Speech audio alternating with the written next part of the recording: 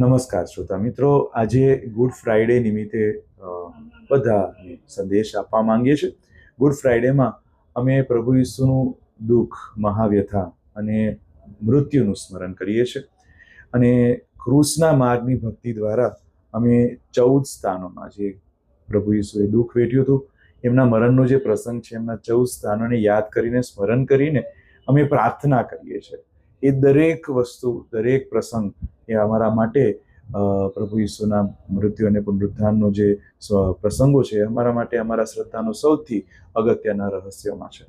આજનો દિવસ good Friday બહુ વિશેષ છે. પ્રભુ ઈસુ જે દુઃખ વેઠે છે, અમે વિશ્વાસી, અમે આ પ્રભુ ઈસુ પર શ્રદ્ધા રાખનાર માનીએ છીએ કે ઈશ્વર મનુષ્ય બને છે અને પોતે દુઃખ વેઠે છે, જેથી કરીને માણસનું જે દુઃખ છે એ હળવું થાય. કોઈ બી માણસ એવું ના કહી શકે કે મારું દુઃખ પ્રભુ ઈસુ કરતાં વધારે છે.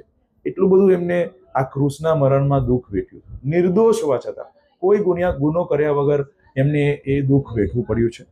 તો ગુડ ફ્રાઈડે જ્યારે અમે પ્રભુના મહાવ્યથાને યાદ કરીએ છીએ, મૃત્યુને યાદ કરીએ છીએ, ત્યારે દુઃખ વેઠતા આજના જમાનામાં, આજના દિવસે દુઃખ વેઠતા લોકો માટે અમે પ્રાર્થના કરીએ છીએ.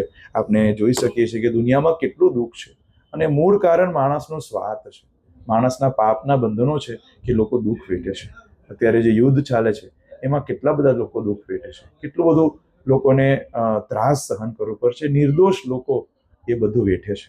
અને આજે જ્યારે અમે પ્રભુ ઈસુનું મહાવ્યથાનું સ્મરણ કરીએ છીએ, એમના દુઃખનું સ્મરણ કરીએ છીએ, પ્રભુ ઈસુ બધાને સંદેશ આપે છે.